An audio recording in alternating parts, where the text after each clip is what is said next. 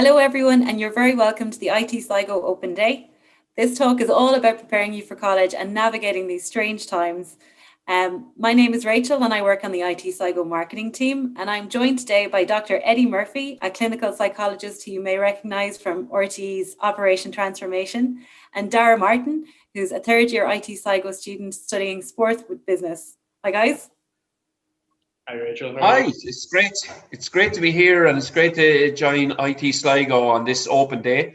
And I appreciate. And it's great to have Daire here as well. I'm really delighted. I'm looking forward to contributions from everybody to talk about the excellent facilities. We're talking about navigating in strange times, which is really topical, and we want to support prospective students, whether they're leaving cert students, mature students, or their family or concerned members are looking at this to support into this challenging decision-making process around this time of year. And so I hope stay with us. We're going to be here for a half an hour. We're going to have great chats. We're going to cover lots of different areas to be able to assist you in managing these strange times. Brilliant.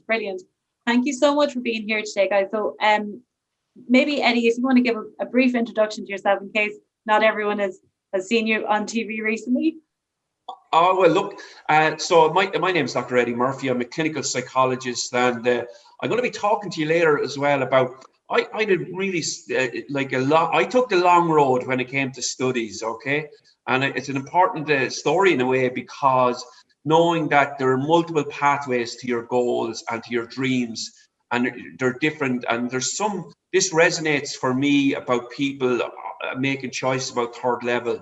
I was a nurse originally, and then I went off and I studied psychology, and so I'm into the whole area of mental well-being and supporting people right through, whether it's children, families, or communities. But I've always an interest in people who are making choices about transitions in life.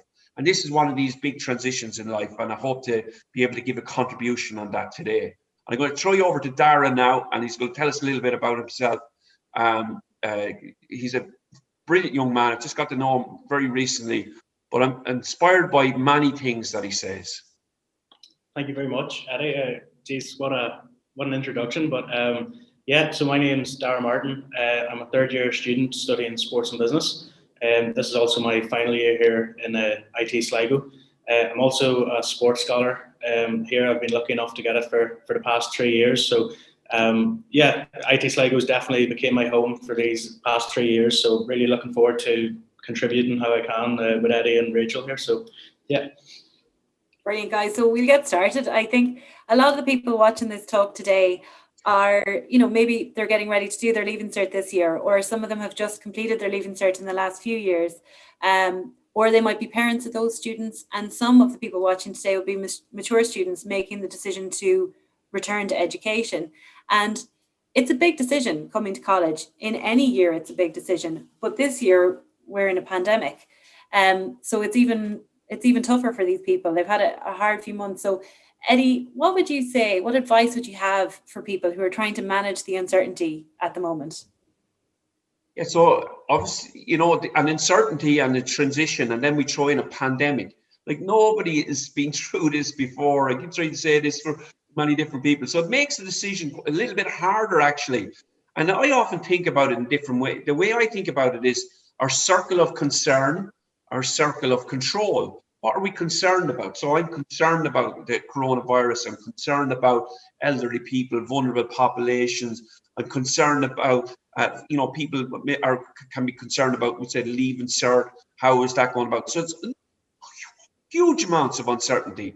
And then, like, in terms of the vaccine, how fast will it be distributed? How well will that be distributed? When will it get to young, fit, healthy people? When will it get to other older, more vulnerable populations? But if I stay all my time in that uncertainty, it overwhelms me. So what I stay is in my circle of control. What can I control? I can control my social distancing, hand washing. I can control mask wearing. I can control my effort in terms of the work I need to do. Because if you're a Leaving Cert student now or a mature student, you can control your effort and your work. So staying in that level of circle of control can really assist you rather than being in that uncertain place, that a circle of concern, which becomes more frightening, as it were. So that's a key message, I would say, for people, that, and you can control your decision about your college making. That's the thing you can control. And you can control the type of college that you want to go to, in terms of having really good, we'll get into this around whether big versus small. I think it's really important, like being supported and being anonymous. I think that's really important too. So they're the type of areas. Stay in that circle of control and keep that decision process going. I think you're absolutely right. I mean, I know when I did my degree in IT Sligo, and when I was making the decision to come to college, one of the things that did come up for me was, did I want to go to a really big sort of place, or did I want to go somewhere where I would know my lecturers, where I would know my classes? And I definitely had that experience here. I mean, I definitely knew all my lecturers by name. They knew me. I knew my classmates by name. And there's definitely that community feeling in IT Sligo. There's no doubt about that. I think that's one of the things that, I think can be important when you're making a decision about something that's unknown, like college life. Daire, when you were getting ready to make your decision about college, what would have been important to you? Would that experience have been something you thought about as well? Yeah, absolutely. So I went to school in Monaghan, so fair play for being able to understand the accent, I suppose, first things first. But when my secondary school experience was definitely, I slipped through under the radar, undetected. So coming to Sligo was definitely a very welcome change, and was something like, it really felt like Sligo welcomed me with open hands, open arms. So yeah, it's absolutely wonderful in that sense. I got to know my lecturers. I got a very good group of friends almost immediately. So I think that is a very, very important factor to consider. And absolutely, if you're someone like me, or if you're someone who, secondary school, you're looking forward to that chapter coming to an end and beginning a new chapter, IT Sligo is a fantastic place to begin that new chapter. Oh, that's lovely to hear. It's really good to hear that. In terms of, I suppose, making the decision, about where you go and what course you choose, is there any advice we can give to people who are kind of, in your, where you would have been 3 years ago? They're getting ready to make this big decision. Is there any advice we could give them right now to help them? I suppose, as Eddie said there, and I was fortunate enough to talk to Eddie a few days ago, but one big thing that he stresses is again, focusing on what you can control and focusing on what you can't. And then also one thing that he touched on was, which I took from it, was getting out of your comfort zone. So I suppose with college, there's always an unknown part of it, and especially now with a pandemic, I really do think it's just about jumping into that unknown and really just giving it your all and just diving in, getting out of your comfort zone and just keeping on, continuing with life as you would be. We don't know how long this is going to go on, and there's no point putting life on hold. So that's a very powerful message, because I would say that when people get struggle, particularly with like worry and that, often their default mode is that they go into avoidance. And one of the things from 100 years of psychological science is that avoidance will always keep the problems going. And the opposite of that is getting stuck in and to move things on by doing it step by step, because you can't, some people, like if you think about like a ladder, like we don't expect people to jump into the top of the start at the top of the ladder. So step by step is a really important thing. And that's something that I would say. And another thing I want to just add here is about people. There's different pathways in life. Like we all have different pathways. So I emigrated when I was 18 or 19, and I went over to the UK and I went nursing.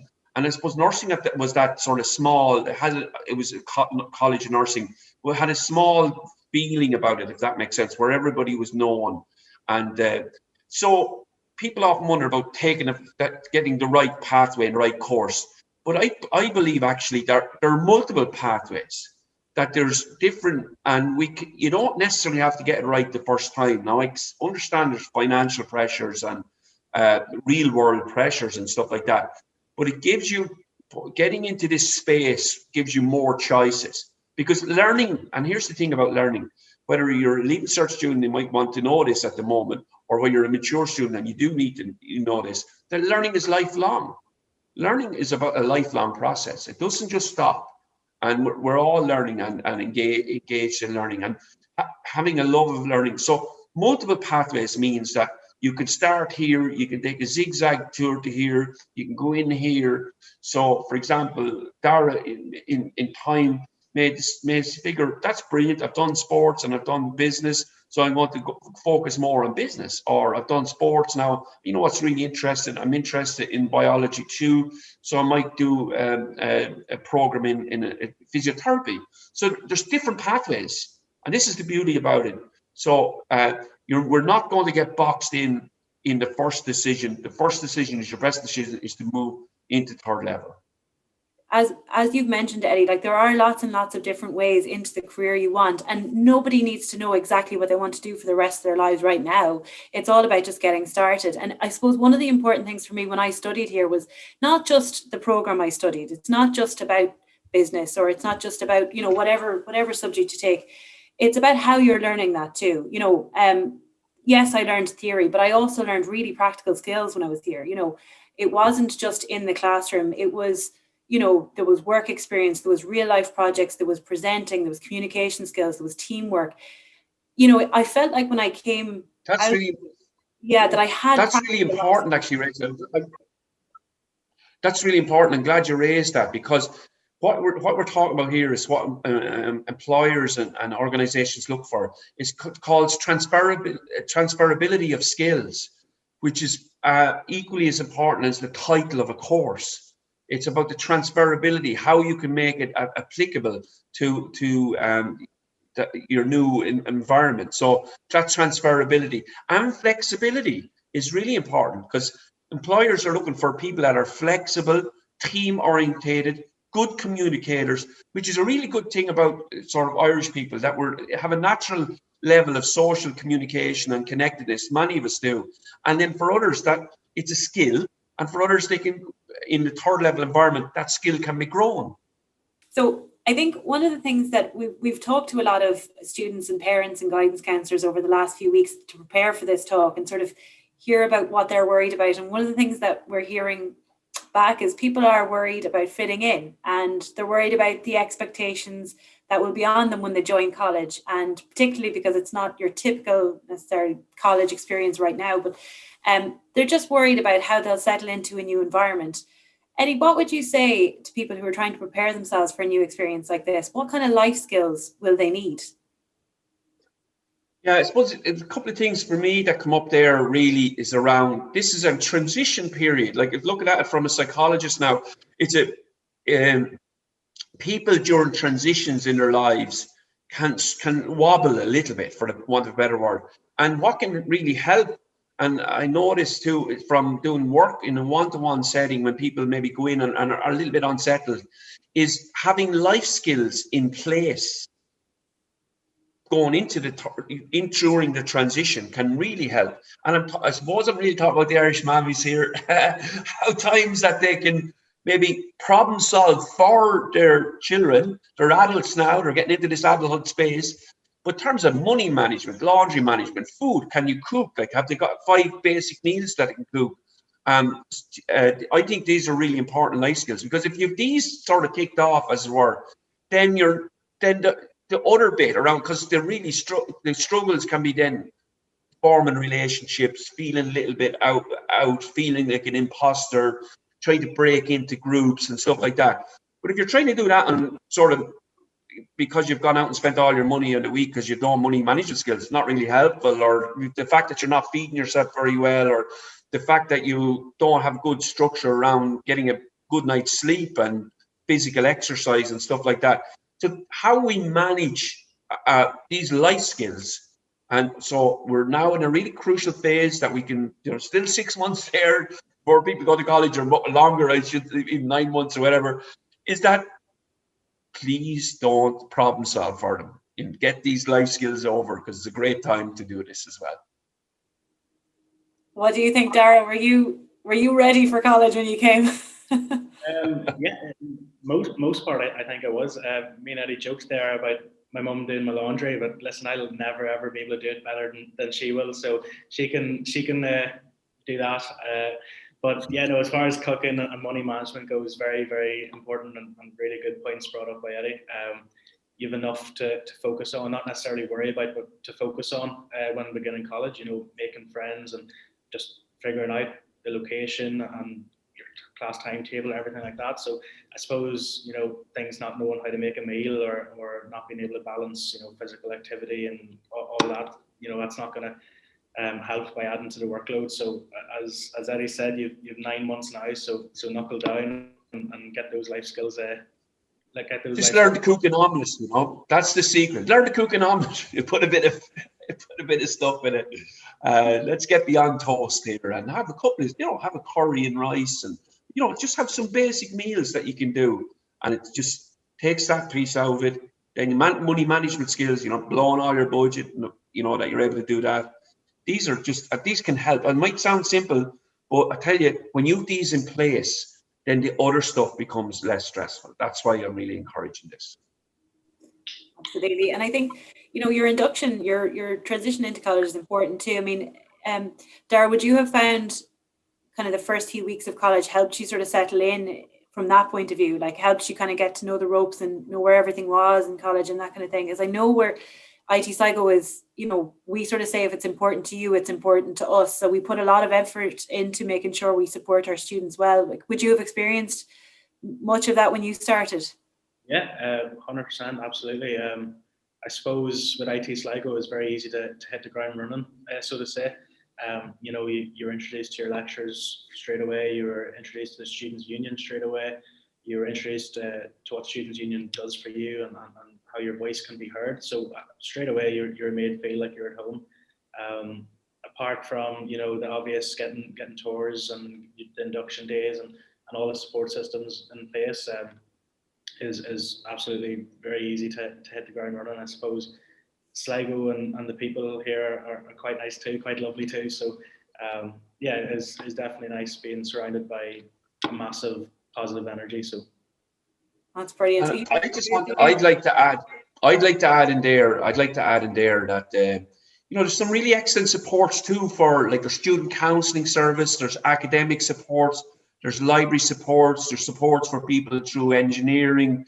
Because in a way it makes sense. Like, the goal of IT Sligo is to create a body of people who come to it, feel supported, who go back out and energized about IT Sligo. Makes sense. And so therefore it makes sense to have supports for students who are like maybe very strong academically, but also for supports that people need. Like, we know that people have, because of this transition, people will have emotional and mental health needs, and so they're supported through counselling services and academic services.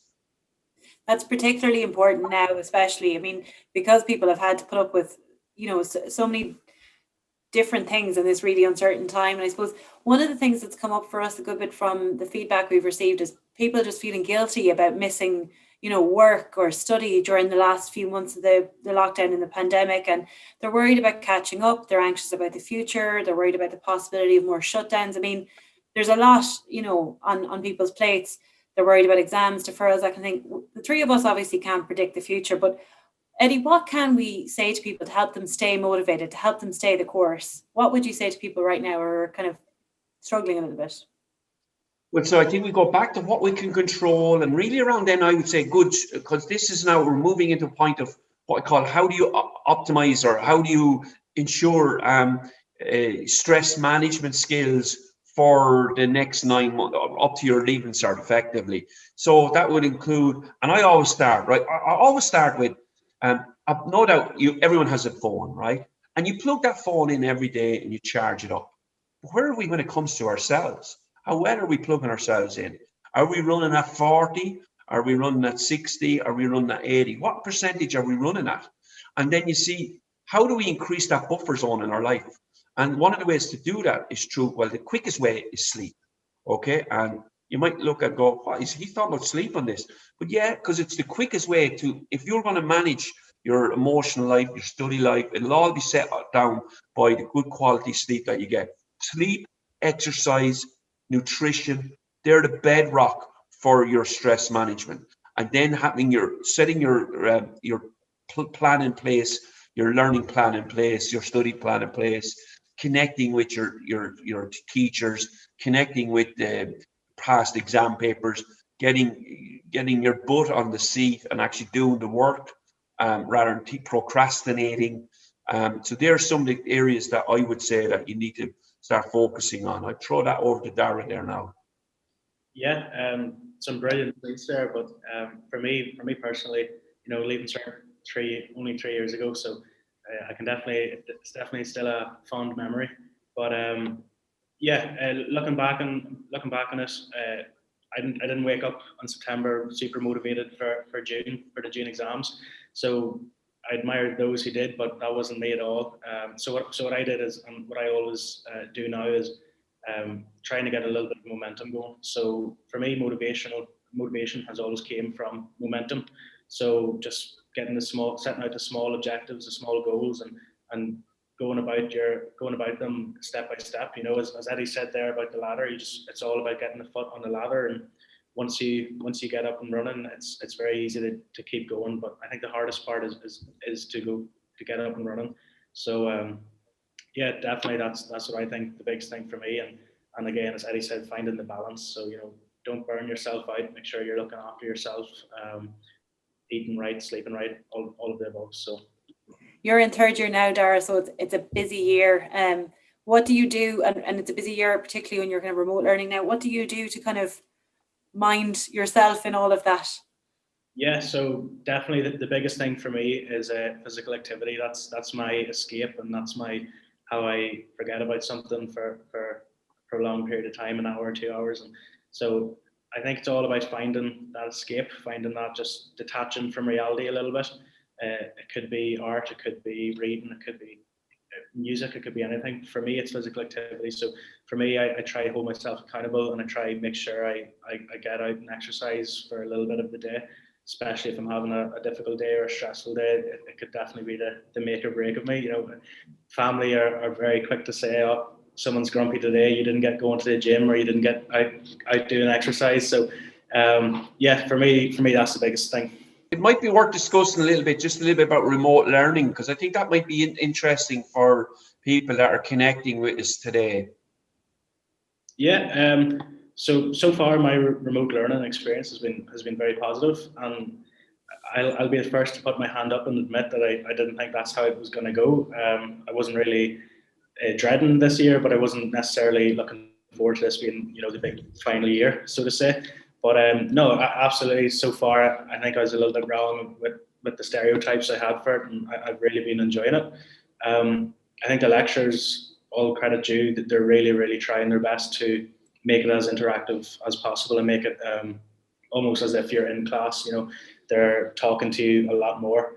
They're really encouraging you to contribute to the class.